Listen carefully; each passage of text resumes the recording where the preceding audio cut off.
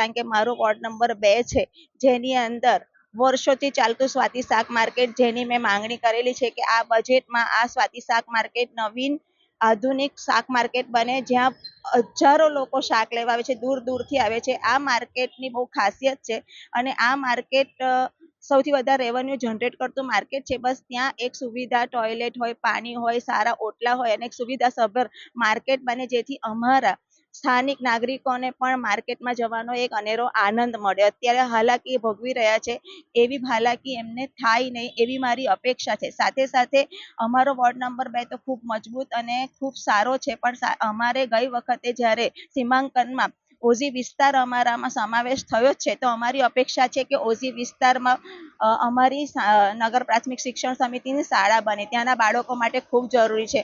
એક સારું health centre પણ બને, એની ખૂબ જરૂરિયાત છે.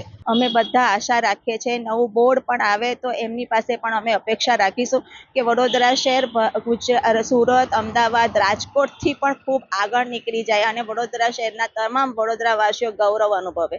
જે વડોદરા શહેરમાં આપણે પૂરનો સામનો કર્યો છે, એમાંથી નીકળવા માટેના અથાગ પ્રયત્નો કોર્પોરેશને ગયા વખતના કર્યા છે, પણ એ પ્રયત્નો એટલા સરસ રીતે કરે કે વડોદરા શહેર ફરી ક્યારેય પૂરનો સામનો ના કરે.